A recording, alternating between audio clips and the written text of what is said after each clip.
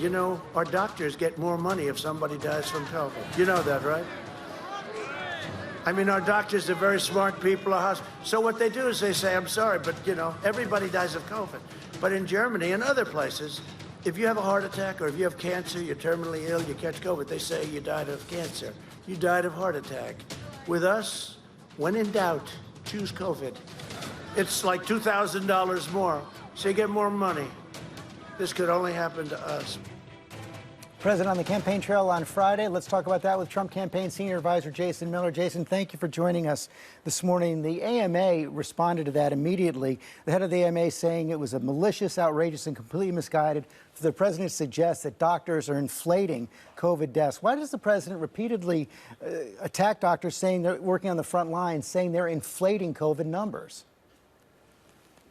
Well, George, good morning. Sunday morning, where I would tell you that tens of thousands of people are waking up in Pittsburgh this morning and reading the Post-Gazette and seeing that they've endorsed a Republican for the first time since 1972. That's President Trump for his re-election. So we're excited about that. To your comment about the president yesterday on the campaign trail, I don't think he was attacking anybody at all. I think he was talking about how most Americans want to safely and securely reopen the country, get back to work, get back to life as normal. Jason, we all just saw it. He was talking about it, doctors inflating COVID deaths for money.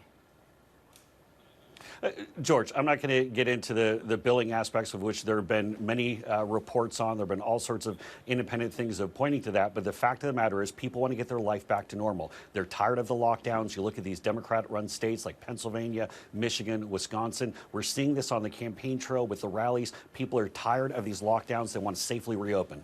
So you're repeating that. You believe that doctors are inflating COVID deaths for money?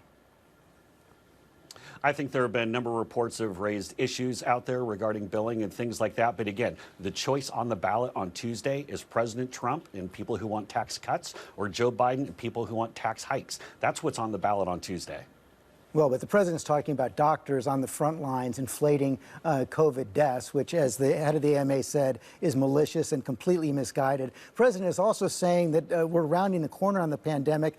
And this comes as we've just come through our worst week yet on cases. Cases are rising in 42 states. Test positivity rates are up. Hospitalizations are up. Deaths are climbing up. Why does the president continue to say we're rounding the corner in the face of this surge? Because we're right there on the cusp of having this vaccine finalized and ready for distribution. We will have it done and start distributing it by the end of the year. And again, if we'd followed Joe Biden's advice at the beginning of this pandemic, we never would have shut the country down to China, never would have shut the country down to Europe. The leadership that President Trump has shown here on getting these therapeutics developed, the vaccines, COVID is no longer a death sentence for virtually everybody who gets it. We have made such miraculous advancements in such a short amount of time. That's the difference between an Operation Warp Speed and being locked in the basement. We're seeing cases surge across the country, as I just said. I just ran through those statistics, and here's Dr. Fauci's take on those statistics to the Washington Post this morning. Quote, we're in for a whole lot of hurt. It's not a good situation. All the stars are aligned in the wrong place as you go into the fall and winter season. You could not possibly be positioned for more poorly. He's the top infectious disease specialist in the country right now, and the White House response to that was to attack Dr. Fauci. Why? George, Dr. Fauci isn't on the ballot on Tuesday. This is about President Trump and Joe Biden. And the thing that I would point out here that I think is really going to backfire on Democrats and many in the media is the Democrats have spent so many months telling folks that it's not safe to go out and vote in person on Tuesday. There's been so much media pressure, effectively putting out scare tactics to keep folks away. Well, guess what? President Trump supporters are going to show up on Tuesday. Nothing is going to stop them. This is really going to be a vote suppression effort against Democratic voters. And I think Democrats are going to look in the rearview mirror and say this is probably what cost us the election. Vote suppression. 92 million Americans, more than 92 million Americans have already voted. That's well over half of the number that voted in 2016, and it's going to continue through Tuesday. So given all that, what is your clearest path to 270 right now?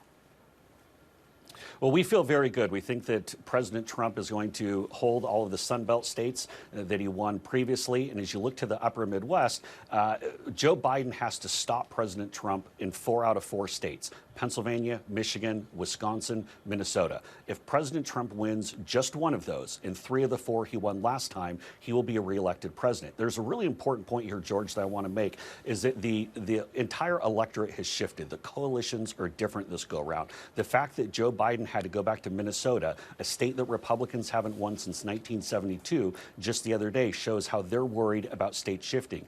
President Trump is going to get well over 10% of the black vote. I think he'll get over 20% of African-American men.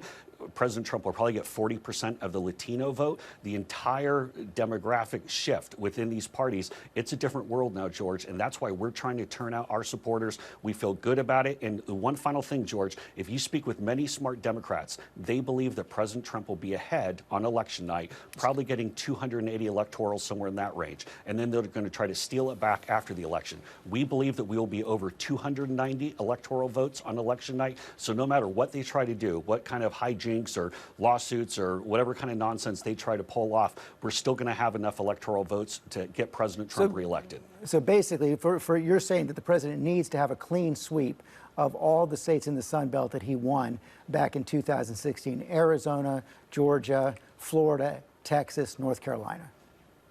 I said I believe that we're going to win all of them. There are multiple pathways. So, for example, if for some reason, and again, the trend lines, you look at Arizona, where I'm very confident, very safe that we're going to win Arizona. But even if for some reason we didn't have Arizona, we could pick off Nevada, a place where our modeling shows that we're going to win on Tuesday, as well as Michigan, and that would put President Trump over the top. So we have multiple pathways. We feel very good about where we're going. And the fact of the matter is that Joe Biden, it does not excite his base. So when you take the lack of enthusiasm for Joe Biden and the media and Democratic suppression for their voters on election day, we think that our turnout will deliver President Trump a victory. And the one thing, George, I got to tell you, we learned this in 2016, Donald J. Trump is a closer. Nobody knows how to close out a presidential race like he does.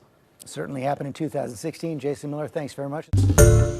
Hi, everyone. George Stephanopoulos here. Thanks for checking out the ABC News YouTube channel. If you'd like to get more videos, show highlights, and watch live event coverage, click on the right over here to subscribe to our channel. And don't forget to download the ABC News app for breaking news alerts. Thanks for watching.